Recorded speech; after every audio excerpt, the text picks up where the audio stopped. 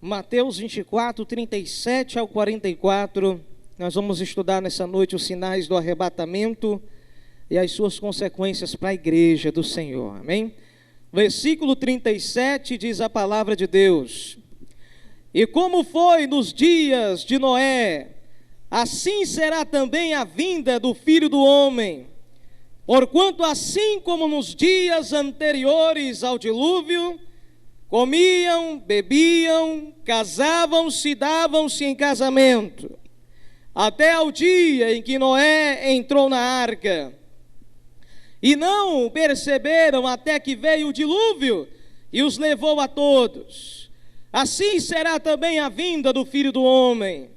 Então, estando dois no campo, será levado um e deixado o outro. Estando duas moendo no moinho, será levada uma e deixada a outra. Vigiai, pois, porque não sabeis a que hora há de vir o vosso Senhor. Mas considerai isto: se o pai de família soubesse a que vigília da noite havia de vir o ladrão, vigiaria e não deixaria roubar a sua casa. Por isso, estais vós preparados também, porque o Filho do Homem há de vir na hora em que não penseis. Amém. Podeis tomar assento, irmãos.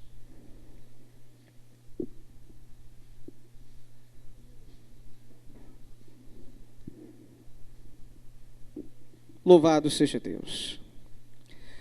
Bem, meus queridos, nós queremos então dar continuidade sobre a meditação no Apocalipse que nós estamos fazendo então toda a primeira sexta do mês. E hoje nós queremos meditar sobre a questão do arrebatamento e as consequências dele. Mostrar para você que a esperança do arrebatamento não é apenas uma coisa para lhe alegrar num futuro, de uma coisa que ainda há de acontecer, mas crer no arrebatamento, crer que Deus levará a igreja desse mundo, é uma coisa que vai influenciar a sua vida espiritual hoje, aqui e agora, amém? Você pode notar então, pelo texto que nós acabamos de ler, que Jesus falou que haverá esse sequestro celestial, se nós podemos dizer assim. Jesus, ele deu a sua palavra, que ele tragaria o seu povo dessa terra, ele arrancaria a sua igreja dessa terra. E ele fala que esse evento extraordinário vai acontecer, não numa época de cataclismas, não numa época de grandes fenômenos celestiais. Esse evento vai acontecer num momento comum da vida. Ele diz, assim como foi nos dias de Noé, quando casavam-se, davam-se em casamento, bebiam e comiam. O que ele está querendo dizer com isso? Que a história da humanidade estava percorrendo o seu curso natural. Apesar de ser uma época, diz a palavra de Deus lá em Gênesis 6, que era uma época de profunda violência, a maldade havia se espalhado de forma absoluta sobre toda a carne. A Bíblia fala que mesmo assim, era um dia normal, como qualquer outro, quando o primeiro pingo de chuva caiu do mais alto céu e deu início a um dilúvio de 40 dias e 40 noites. Porque alguém pode dizer, pastor, por que você está dizendo isso? É porque existe um grupo de pessoas que acreditam que a igreja vai passar pela tribulação e só será arrebatada no meio da grande tribulação.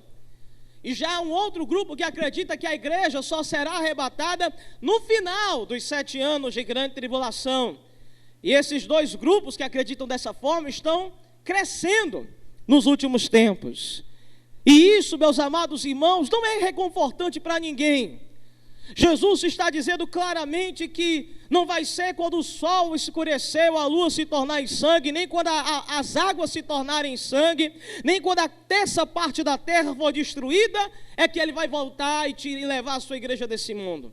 Ele está dizendo, vai ser um dia comum. E por isso que ele fala, se apercebam, vigiem, se preparem, eu vou levar a minha igreja em uma época difícil, mas vai ser um dia comum. Então vigiem, porque vocês não sabem a hora, nem o momento exato em que eu vou voltar para levar vocês para mim mesmo.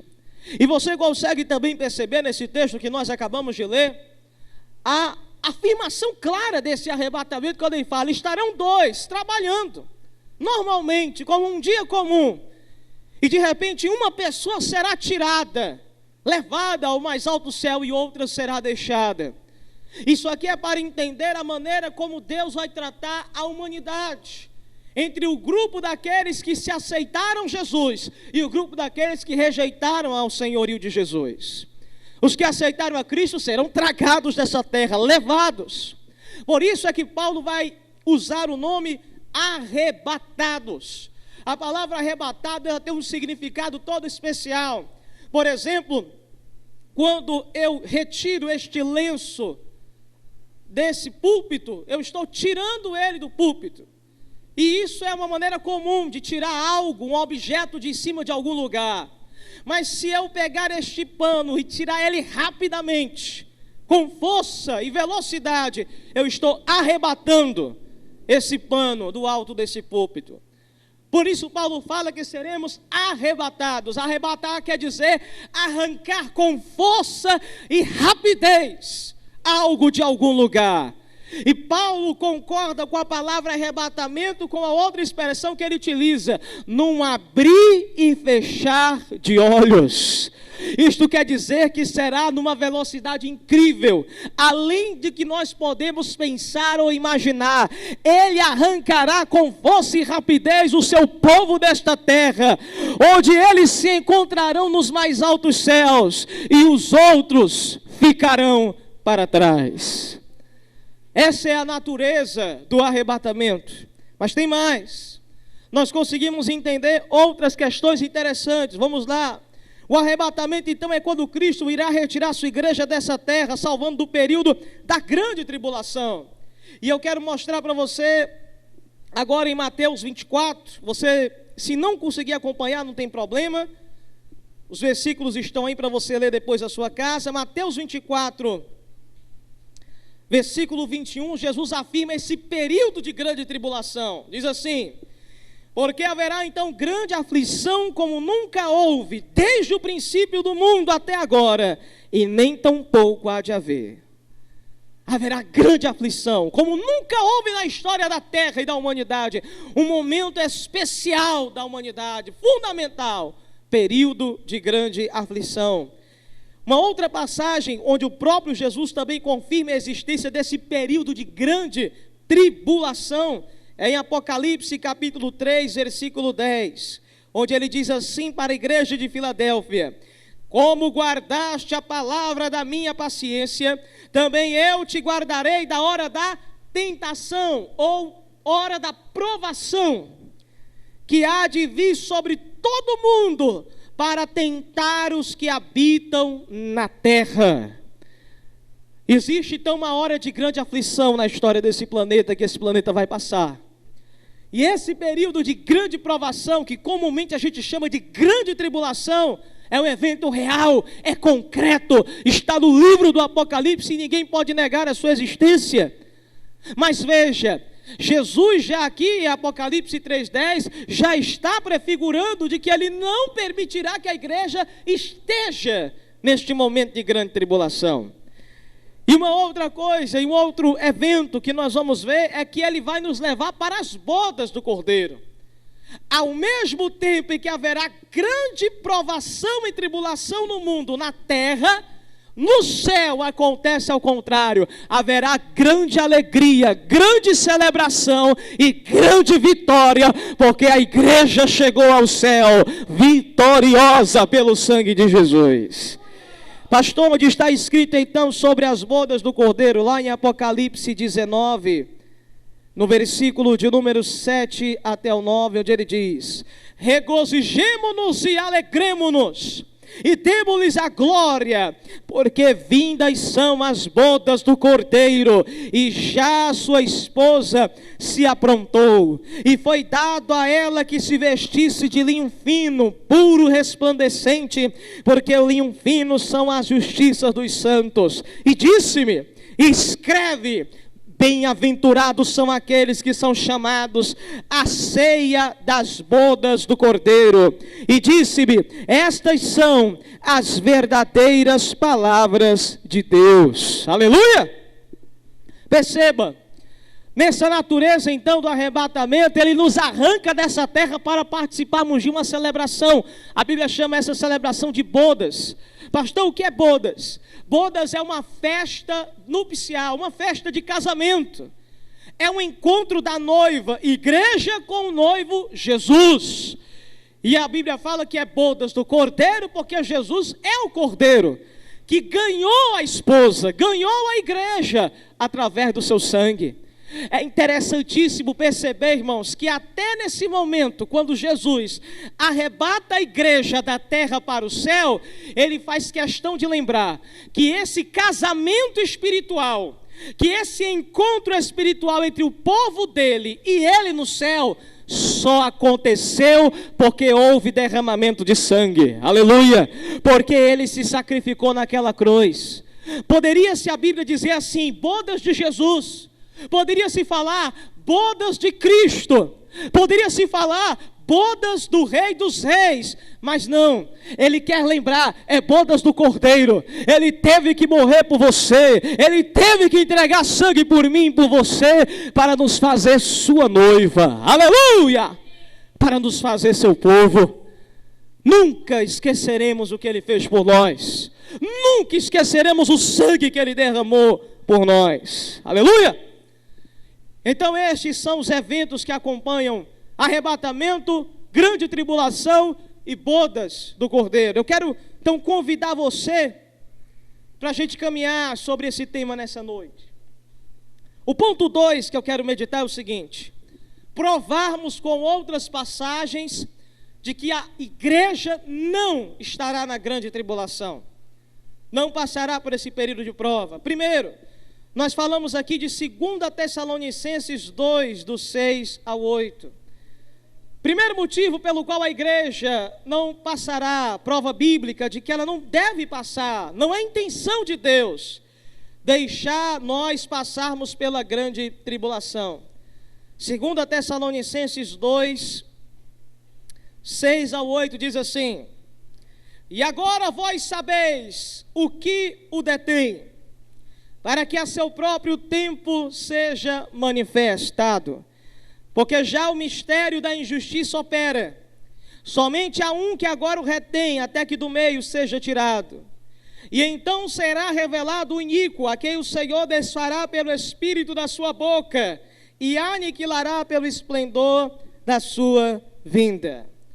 Esse texto, irmãos, quando nós olhamos o contexto dele, nós entendemos que a Bíblia está falando do levantamento do anticristo, um personagem usado pelo próprio diabo para poder se tornar um líder mundial na época em que a igreja não estará mais nessa terra, estará no céu.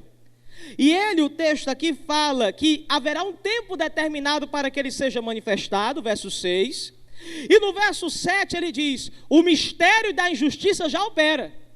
Esse mistério da injustiça, irmãos, é porque a forma pela qual o diabo está agindo, preparando esse mundo para o anticristo, é um mistério. Ninguém sabe exatamente de onde o anticristo se levantará, qual o país, qual a língua dele, qual é a idade com qual ele vai se levantar. Ninguém sabe exatamente de onde ele virá. Ninguém sabe qual vai ser a trajetória dele. Será que ele vai ser um político? Ou ele vai ser talvez um grande empresário, um grande homem no poderio econômico? Será um ator? Ninguém sabe, ele poderá vir de qualquer ramo, mas ele se tornará um líder mundial. E Paulo dizia que desde a época dele, quer dizer, há 2000 anos atrás, ele dizia: o diabo já está preparando o caminho do anticristo. Mas ele diz: somente existe um que agora o retém até que do meio seja tirado. Essa expressão quer dizer o seguinte: o diabo está preparando o caminho do seu anticristo. Ele está levantando ele está levantando, ajeitando o planeta para receber esse anticristo. E este anticristo até poderia já ter se manifestado. Pastor, por que ele ainda não se levantou? Aí Paulo usa a expressão, como se o diabo estivesse vindo nessa direção e o Espírito Santo vindo na direção contrária. Aí ele está dizendo, mas agora há alguém que está detendo ele. Detendo quem? Detendo a manifestação do anticristo. E ele diz, há algum que agora está o detendo, até que do meio ele seja tirado. Quando então este que está se opondo ao anticristo sair do caminho, o anticristo terá todo o caminho livre para se levantar sobre esse mundo e governá-lo com mão de ferro. E pastor, quem é este? Este é o Espírito Santo que atua através da igreja. Por isso ele fala, então será revelado o iníquo, a quem o Senhor desfará pelo espírito da sua boca, ou pelo sopro da sua boca, e aniquilará ele pelo esplendor da sua vinda. Aleluia! Meus amados irmãos, só o Espírito Santo. Por que, pastor, só o Espírito Santo? Porque, meus amados irmãos, só quando Deus sai do meio é que o diabo tem poder para operar livremente. Eu não sei se você se lembra, mas no final do Evangelho de João, Jesus ele falou que a hora das trevas era chegada, e ele dizia, lá vem um príncipe desse mundo, que nada tem a ver comigo, a hora das trevas chegou. O único momento onde o diabo teve liberdade de ação total na história, antes da grande tribulação, foi o momento onde o nosso Cristo foi crucificado. Porque Jesus estava ali saído de cena, porque ele estava agora ali se entregando como um cordeiro para se sacrificar. E ele diz, está lá vindo o príncipe desse mundo, que nada tem a ver comigo. A hora das trevas chegou. E esta hora das trevas virá agora de maneira muito mais violenta e grandiosa, quando agora o outro Consolador sair dessa terra, o Espírito Santo. Ele é o representante de Cristo, ele é o substituto de Cristo na terra. Quando o Espírito Santo sair, o diabo mais uma vez terá liberdade para agir como nunca agiu antes. Então, é nesta linha que percebemos. E o Espírito Santo, pastor, ele só está aqui porque na terra, porque tem um povo de Deus para ele poder operar. Jesus ele disse, eu vou para o Pai e vou vos enviar um outro Consolador, porque eu não quero deixar vocês órfãos. Entenda o raciocínio de uma coisa que liga a outra. O Espírito Santo está na terra, não necessariamente porque o diabo está aqui, não necessariamente porque os ímpios estão indo de mal a pior. O Espírito Santo está aqui porque o povo de Deus, precioso, se encontra ainda nesse mundo. O maior interesse do Espírito Santo é converter, e depois que ele converte, é cuidar do crente até levar ele para o céu. Por isso, a existência do Espírito Santo na terra está ligada diretamente à existência da igreja. Por isso afirmamos, teologicamente, quando a igreja sobe, o Espírito vai junto. No sentido de não operar mais, como opera hoje. Porque o povo de Deus foi cantar lá no céu. Aleluia! Louvado seja Deus. A segunda coisa, Cristo promete à igreja que ele guardará ela da hora da provação. Acabamos de ler essa passagem. Apocalipse 3,10, eu te guardarei da hora da provação. Mas tem mais um detalhe nesse Apocalipse 3,10. O que é, pastor? O propósito da grande tribulação. Jesus ele fala em Apocalipse 3,10. Te guardarei da hora da provação ou da tentação que virá para provar os que habitam sobre a terra. O intuito da grande tribulação é punir, é provar, experimentar, julgar a maldade dos ímpios. Então a igreja não tem motivo para a igreja ficar em um mundo que está sendo castigado pelo seu pecado. Você consegue entender isso? Não há motivo para a igreja ficar em um mundo que está sendo castigado pelo seu pecado. O propósito da grande tribulação é punir a impiedade, a maldade. Não seria justo da parte de Deus condenar o justo com o ímpio. Pastor, onde é que a gente tem uma base bíblica para isso? Vá lá para Gênesis, capítulo 18. Naqueles capítulos ali, Abraão vai interceder junto a Deus. E ele pediu, Deus não destrua Sodoma e Gomorra não. Senhor, tu vai condenar o justo com o ímpio? Aí ele fala, de maneira nenhuma. Aí ele começa a dizer, Senhor, se tiver 50, eu não destruo. Se tiver 40, 30, 20. Senhor, só dessa vez, se tiver 10 justos, tu vai destruir a cidade? Aí Deus ele fala, se tiver 10 justos lá, por amor aos 10 justos eu não destruo. Mas a Bíblia fala que Deus destruiu Sodoma e Gomorra porque nem 10 justos tinham naquele lugar. E interessantemente, quando olhamos para o exemplo de Ló, nós vemos a semelhança do arrebatamento. Porque, meus amados irmãos, Deus ia punir, mas ele não ia punir o justo como pecador. E o que ele faz então? Ele arranca o justo daquele lugar. Quem é que vai tirar o justo daquele lugar? Interessante, outra analogia, são os anjos enviados por Deus. Vão tirar pelas mãos, arrancar eles de lá, para que ele não seja destruído. Irmãos, perceba, se com Sodoma e Gomorra que ele fez chover fogo do céu, ele não queria que o justo sofresse no meio da punição, que dirá a igreja do Senhor. A grande tribulação será um momento muito mais difícil. Terça parte das águas em sangue, terça parte de toda a planta verde destruída, o sol em trevas. Meus amados irmãos, o calor do sol aumentará 7 vezes sobre o planeta. É um mundo em caos. A Bíblia diz que serão 7 taças da ira de Deus, 7 selos de Deus que são abertos e 7 trombetas que vão tocar. O mundo está em chamas, o mundo está sendo destruído, e a igreja não vai estar aqui para poder contemplar tudo isso não. Ela não estará aqui como o anjo que tirou o justo lá de Sodoma. Os anjos também levarão a igreja, aleluia! Seremos escoltados via dimensão celestial para entrarmos no céu pela porta da frente e nos encontrarmos com Jesus de Nazaré. Glória a Deus! Veja uma outra questão, em Mateus 24, esse mesmo que nós demos na primeira parte, ele também diz, um será tirado, outro será deixado, Mateus 24, 37 a 42, e por último, Paulo afirma que esse encontro será realizado, sendo nós arrancados da terra e levados a Cristo nos ares. A passagem de Mateus 24, irmãos, prova o arrebatamento, mas 1 Tessalonicenses 4 explica melhor ainda. 1 Tessalonicenses 4, 15 ao 18, onde ele diz assim: dizemos, pois, isto pela palavra do Senhor, que nós, os que ficarmos vivos para a vinda do Senhor, não iremos antes dos que dormem, porque o mesmo Senhor descerá do céu com alarido, e com voz de arcanjo, e com a trombeta de Deus, e os que morreram em Cristo ressuscitarão primeiro. O arrebatamento então tem essa fase primária, ele honra primeiro os que já morreram em Cristo. Deus ressuscita o justo, desde que ele esteja o pó do pó do pó. Mesmo que o justo já tenha morrido há centenas de anos, Deus dará a ele um corpo glorificado.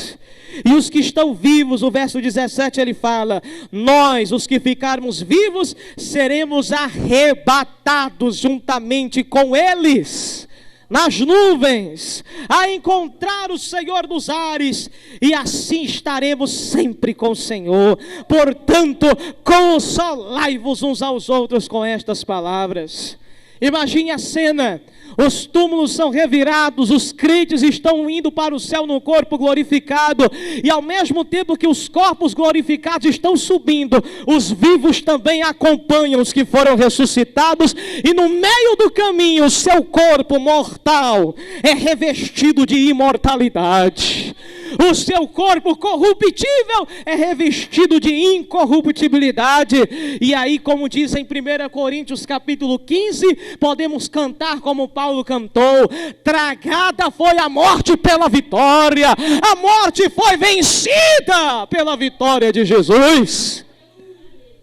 Evento esse glorioso, arrebatamento existe, nós participaremos dele. E ele não acontecerá no meio, nem no final, mas antes da grande hora da provação que há de vir sobre o mundo inteiro. Lembremos de Noé também. Noé preparou a arca. Nós sabemos que a arca simboliza o próprio Cristo. Nós, estando em Cristo, não participamos do dilúvio da condenação. Aliás, o dilúvio, que representa o juízo de Deus, cobriu toda a terra. E o barco não estava, alguém pode dizer: pastor, mas eles estavam no dilúvio. Não, ele não estava no dilúvio. Quem está no dilúvio é quem ficou lá, quilômetros e quilômetros no fundo do mar, sepultado pelas águas do juízo. Os justos não ficaram no dilúvio, nem abaixo do dilúvio, ficaram acima do dilúvio. Aleluia! Está conseguindo entender? O crente não estará no meio da tribulação, nem abaixo dela. Nós estaremos lá em cima no céu, cantando o hino da vitória. Aleluia! Por isso, que você guarde isso no seu coração, não passaremos por lá. Terceiro ponto. O que vem antes do arrebatamento. Isso é um texto muito conhecido, Mateus 24, do 4 ao 8. Assim diz a palavra do Senhor, Mateus 24, do 4 ao 8. Inclusive, eu dou glória a Deus, porque Mateus capítulo 24 foi o capítulo que me começou a minha conversão. Eu lendo a Bíblia sozinho em casa, Deus tocou profundamente a minha alma, quando nem crente eu era, para começar a acreditar na palavra de Deus, por causa de Mateus 24, capítulo da minha conversão, versículo 4 ao 8, ele vai dizer: Jesus respondendo disse a eles: cuidado que ninguém vos engane. Muitos virão em meu nome dizendo eu sou o Cristo, e enganarão a muitos. Ouvireis de guerras e de rumores de guerras. Não se assustem, porque é necessário que tudo isso aconteça, mas ainda não é um fim. Se levantará nação contra nação, reino contra reino, haverá fomes, pestes, terremotos em vários lugares, mas todas essas coisas são ainda apenas o princípio das dores. A grande tribulação tem esse outro nome, tempo de dores, tempo de angústia. E esses sinais, irmãos, alguém pode argumentar, os incrédulos também argumentam, mas peraí, crente, você fica falando, quando vocês virem fomes, terremotos, pestes e guerras, é porque Jesus está perto de voltar. Mas eu sempre vejo isso na história da humanidade. Tivemos a gripe espanhola, tivemos um terremoto na Inglaterra no século XIX, a gripe espanhola também. Já tivemos grandes guerras, a Primeira e a Segunda Guerra Mundial no século XX, e aí não voltou. Vocês ficam falando de reino contra reino, mas sempre houve guerra na história da humanidade. Será que vocês não estão apenas se aproveitando de coisas que sempre acontecem para colocar terror naqueles que ouvem vocês? Vocês estão se aproveitando de uma coisa que sempre está acontecendo para dizer que ele está perto de voltar. Meus irmãos, muitos podem argumentar com você nisso, e até certo ponto eles têm razão. Sempre houve terremotos, sempre houve peste, sempre houve nação contra nação, sempre houve perseguição à igreja. Se você ver o versículo 8, vai dizer isso: vocês serão entregues às nações, aos reis, por minha causa, sereis odiados. Sempre aconteceu isso. Mas o que é que se tornará diferente? Aí é que eu chamo a sua atenção. É como, agora recentemente, estava eu aqui conversando com o irmão Carlos nessa semana, e falando sobre a questão desse eclipse lunar, que deixa a lua com uma aparência avermelhada, apelidada de lua de sangue. Aí alguém pegou e disse: olha, está vendo, é o sinal da volta de Jesus, porque a lua se tornou em sangue. A Bíblia fala lá que o sol se converterá em trevas e a lua em sangue antes do grande dia do Senhor. E aí é que as pessoas zombam da nossa fé, irmãos, porque aí, se você compartilha isso como sendo realmente o sinal da vida de Jesus, as pessoas vão dizer: está vendo o crente besta aí? Vai acontecer de novo em 2033, aconteceu no século XX, no século XIX, e aí? Vocês não sabem de nada. Isso é que os ímpios dizem, irmãos, para nós. Mas tem um detalhe fundamental. É correto dizer que os sinais sempre se repetem. A questão é que esses sinais se tornarão muito mais intensos, de uma forma nunca vista antes, quando Jesus estiver perto de voltar. Ou seja, nós não estamos falando de terremotos que acontecem de vez em quando, comuns. Nós estamos falando de terremotos que serão verdadeiras hecatombes, que vão assustar o planeta. Não é um terremoto que balançou aqui e acolá e algumas centenas de pessoas morreram apenas. Nós estamos falando de terremotos que racharão cidades ao meio. Nós estamos falando de terremotos que terão milhares de pessoas mortas, não é apenas algumas centenas. Para que eu deixe você mais claro, por exemplo, este terremoto, o último que teve, que gerou a tsunami, foi um terremoto tão gigantesco, irmãos, como nunca havia visto antes, que ele chegou a mudar e inclinar um pouco o planeta. o planeta se inclinou. Tamanha força e violência foi deste último terremoto da tsunami, que pegou a ilha de Sumatra e o sudeste asiático, onde mais de, se eu não me engano, 300 mil pessoas morreram. São fenômenos extraordinários, não são comuns.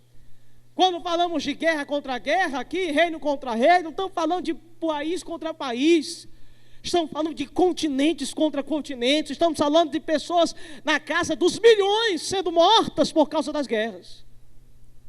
E basta você fazer o comparativo e entender que todas as guerras foram uma espécie de terremotos dos séculos passados. Junte os 20 séculos e compare com o último século, 100 anos agora. Tudo está muito mais intenso do que 2.000 anos atrás. A quantidade de terremotos é muito maior juntando os 2.000 anos atrás. A quantidade de guerras e assim por diante. E aqui está a veracidade dos textos bíblicos. O texto bíblico fala de eventos que se intensificarão muito mais. E não apenas eventos comuns que se repetem ordinariamente. Então esse é o nosso maior argumento. Agora veja mais. No item 3 fala de falsos ensinos, gerando desvio da verdade e engano. Meus irmãos, a verdade é que o acúmulo da religião tem crescido de maneira assustadora. 1 Timóteo 4, do 1 ao 3, a Bíblia vai dizer assim: mas o Espírito expressamente diz que nos últimos tempos apostatarão, você quer dizer, se desviarão, alguns da fé, dando ouvidos a espíritos enganadores e a doutrinas de demônios. Pela hipocrisia de homens que falam mentiras, tendo cauterizado a própria consciência, proibido o casamento, ordenando a abstinência de alimentos que Deus criou para os fiéis e para os que conhecem a verdade, a fim de usarem deles com ações de graças. Paulo fala que nos últimos tempos as doutrinas de demônios crescerão. E olha que interessante. A doutrina que ensina um jejum forçado de um tipo de alimento específico é de demônio.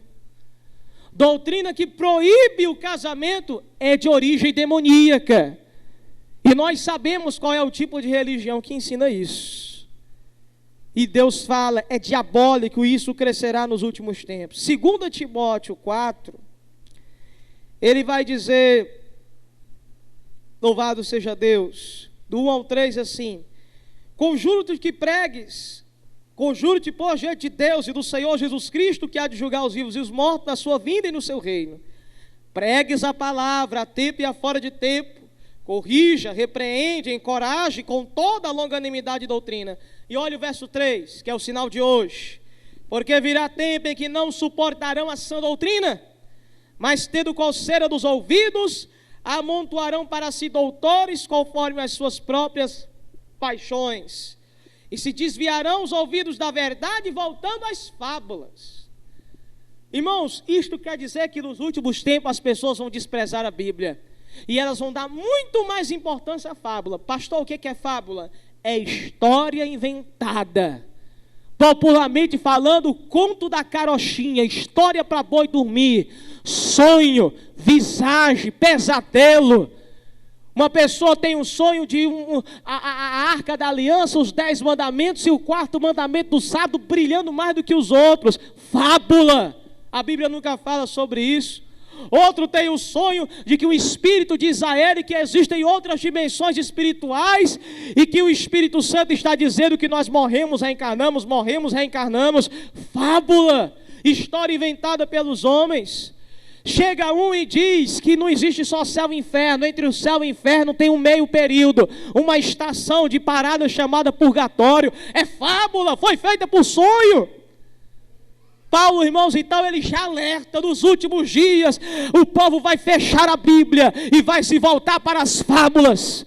Se você quiser pregar, eles vão sentir coceira nos ouvidos, eles vão ficar incomodados. A verdade incomoda. Quem gosta mais de sonho do que de Bíblia se incomoda ao ouvir a palavra de Deus. E este é um sinal dos últimos tempos. 2 Pedro 2, do 1 ao 3, eu vou aqui apenas citar. Pedro diz que nos últimos dias os homens farão comércio de vós. Meus amados irmãos, não existe maior tempo do que esse para comércio. O mercado da religião movimenta bilhões ao redor do mundo. Eu não estou falando só de falsas igrejas evangélicas, não. Eu falo do catolicismo, eu falo de espiritismo, eu falo de budismo, eu falo de todo tipo de religião. Hoje a maior crítica que há dos ateus em relação aos religiosos é a questão do dinheiro. Você liga num canal religioso, de qualquer religião, católica, evangélica, judaico. Já assisti eu também um programa judaico, e você vê, irmão, você assiste o programa, do início ao final é a conta bancária passando. É o apelo todo o tempo todo, é a pessoa apelando, literalmente forçando o ouvinte para que ele possa dar dinheiro para aquilo continuar. É uma sede por dinheiro. Dificilmente você vê alguma coisa feita de graça a receber, de graça dai. O mercado da fé religiosa movimenta bilhões, e tem muita gente sabedora disso e vive pulando nesse meio para ganhar dinheiro.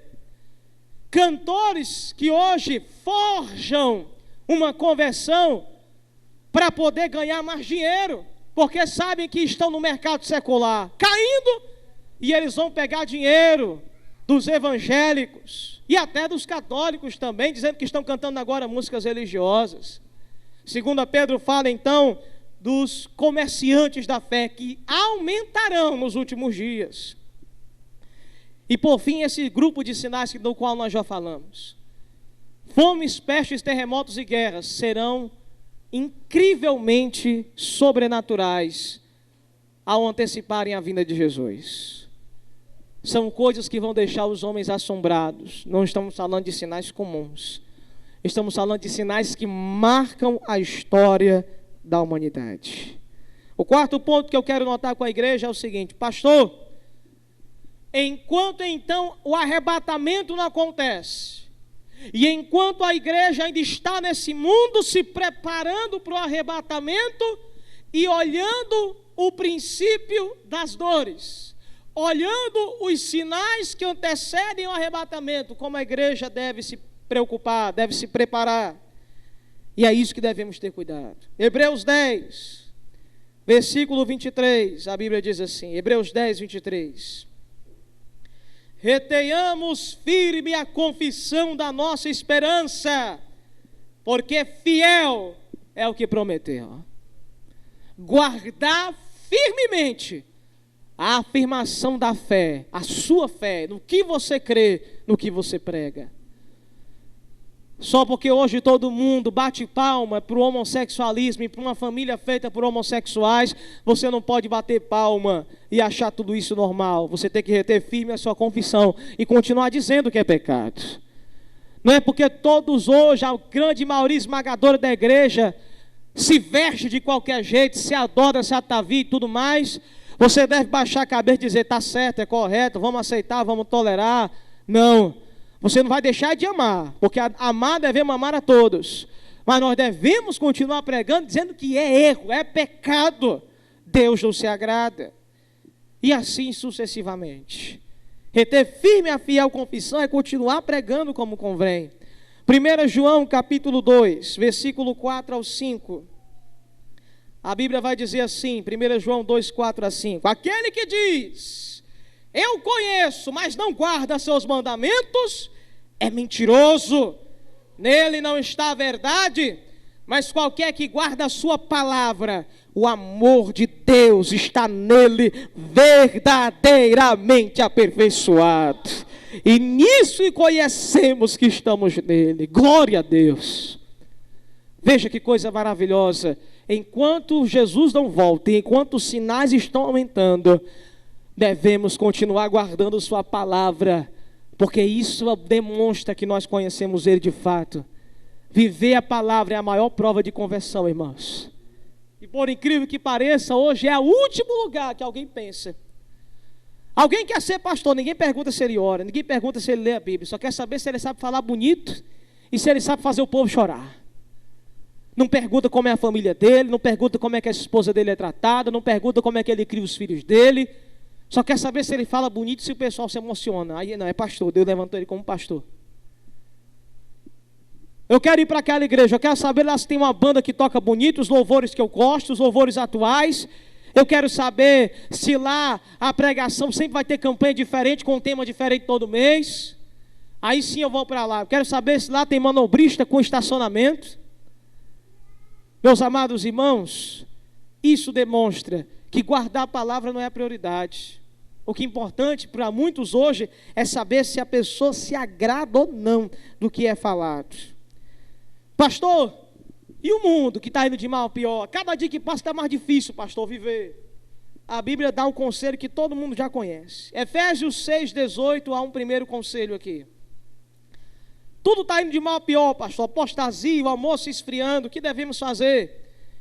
Efésios 6,18, Paulo fala: orando em todo o tempo, com toda oração e súplica no Espírito, e vigiando nisto com toda perseverança e súplica por todos os santos. Irmão, Paulo está dizendo o seguinte: vigia a tua vida e vigia também pela vida do outro. Se cuide, mas se você vê o seu irmão indo por um caminho errado, ou se maltratando, ajude. Ajude com amor, com misericórdia, interceda. Antes de tudo, ore, ele está falando aqui. Ore e vigie. Meus amados irmãos, é interessante. Às vezes você pode repreender alguém pelo erro que ele está cometendo. Mas Paulo diz que você, antes de tudo, tem que orar. Eu acredito que 90% das pessoas que vão repreender um outro irmão pelo erro que ele está cometendo não oraram antes. Portanto, não estão capacitadas por Deus para na hora usar as palavras corretas e o tom de voz correto. Por isso, em vez de ajudar, magoam, chateiam e pioram a situação. Orando e vigiando em todo o tempo, é o que Paulo está dizendo. Vigiando por tua vida e vigiando pela vida do outro, mas em oração. Meus amados irmãos, eu tenho certeza absoluta, se você, por exemplo, tem uma briga com o seu parceiro dentro de casa, se você quiser resolver a situação com o sangue quente, você não vai fazer nada. Mas experimente dedicar-se 1 hora a Deus, e depois de 1 hora de oração, e conversar com o seu parceiro, com o seu esposo e sua esposa. A conversa é outra. O tom de voz é outro, o ambiente é outro. Tudo é modificado pela oração. Mas como a oração dá trabalho, é muito mais fácil resolver tudo no braço da carne. Quando Paulo fala que a gente tem que resolver no braço do Espírito Santo. Pense sobre isso em nome de Jesus. Eu quero aqui acelerar. A igreja então tem que estar preparada. Você depois lê as outras passagens que indicam isso. 5. O que vem então depois do arrebatamento? Em Daniel 9:27, Daniel fala que 70 semanas estão determinadas sobre o povo de Israel, para dar fim aos pecados, punir toda a injustiça e começar o reino eterno. A igreja não está nas 70 semanas, a igreja está num intervalo entre a penúltima semana e a última semana. O nosso tempo é um tempo de intervalo. Mas quando a igreja sai da terra, a última semana de Deus no planeta começa. E esta semana, simbolicamente, como uma semana tem 7 dias, essa semana não é de dias, mas de anos. São 7 anos. Os 7 últimos anos, onde Deus vai decretar punição de todo mal e decretar a vitória em nome de Jesus para sempre. São 7 anos da grande tribulação.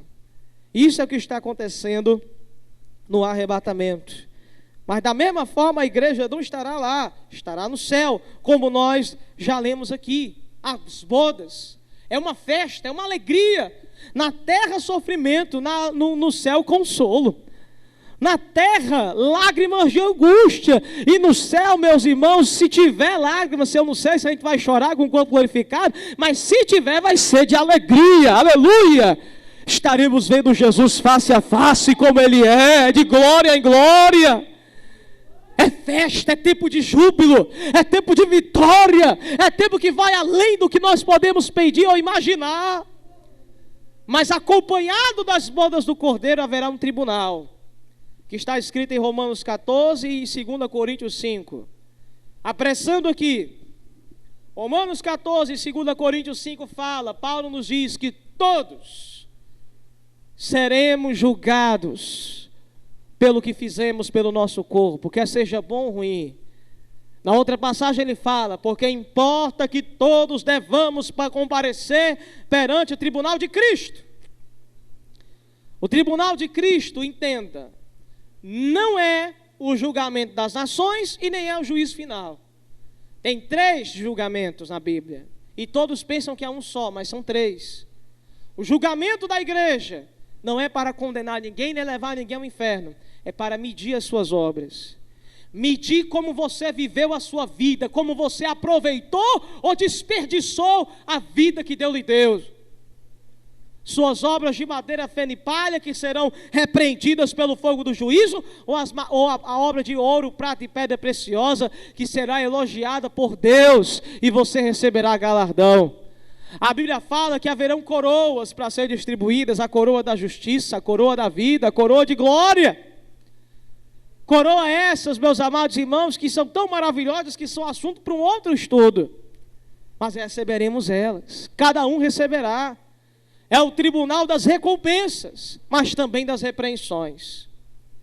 O Senhor lembrará das nossas vergonhas aqui na terra, do que você desperdiçou na sua vida de crente, as oportunidades que você deixou para trás, as brigas, as confusões, as palavras mal colocadas sem necessidade. Tudo o que você falhou, Cristo não deixará de repreender. Mas o Senhor, como justo juiz, repreenderá o mal, mas também elogiará a justiça. Porque Ele lhe recontribuirá, recompensará você, mesmo você e eu não merecendo nada disso. Ele nos coroará. Aleluia! Ele nos coroará para todos sempre. Em último lugar, então meditemos nas consequências. Você então aprendeu o que é arrebatamento, aprendeu o que é grande tribulação, aprendeu que nós estaremos na tribulação, estaremos nas bodas do Cordeiro, nesta festa, 7 anos de terror na terra e 7 anos de festa no céu. E essa festa do céu será antecedida por um tribunal para recebermos os galardões e depois a festa vai começar. Até desse momento a Bíblia se cala, ninguém sabe exatamente como será, só se sabe que será glorioso. Muito além daquilo que o olho humano já viu ou do que o coração do homem já sentiu. E a questão é, pastor, o que é que todas essas verdades podem influenciar a minha vida? Isso vai depender de você. Você pode hoje ouvir todas essas verdades, fechar a Bíblia, voltar para sua casa e continuar vivendo a sua mesma vida de sempre. Ou você pode tomar esta palavra no seu coração e dizer, peraí, hoje eu fui renovado na minha lembrança de que um dia eu estarei na glória com o Senhor. Hoje eu fui renovado na minha lembrança que eu posso ser arrebatado. Hoje eu fui renovado na esperança de que o Senhor está olhando as minhas obras. Oh, meus amados irmãos, até aquela passagem de 1 Coríntios 15, 58, lembra o arrebatamento do tribunal de Cristo. Ele diz, sede firmes, constantes, abundantes na obra do Senhor, sabendo que no Senhor o trabalho de vocês não é vão. Não é vão porque o tribunal de Cristo vai recompensar. Aleluia!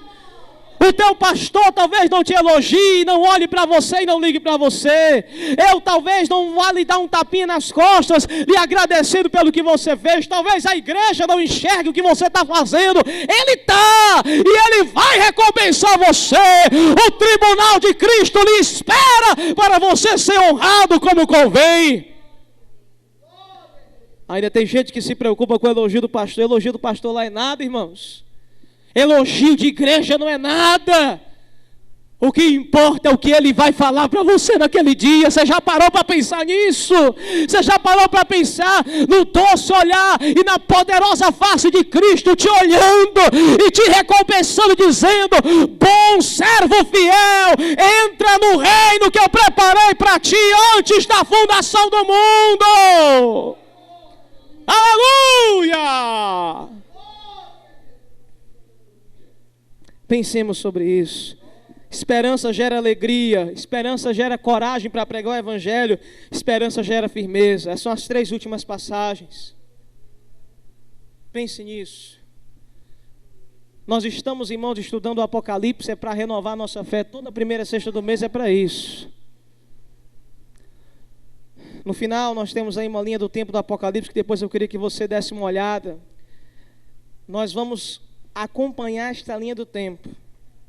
Hoje, nós falamos sobre os sinais, apostasia e arrebatamento da igreja.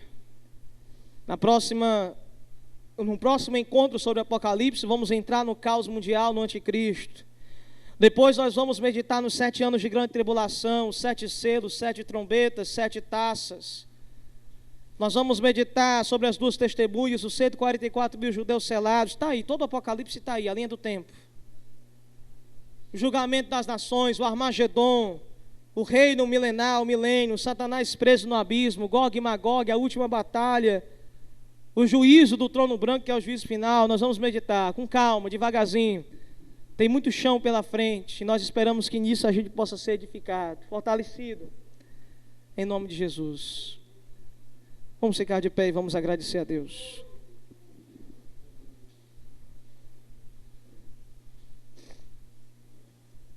Aleluia.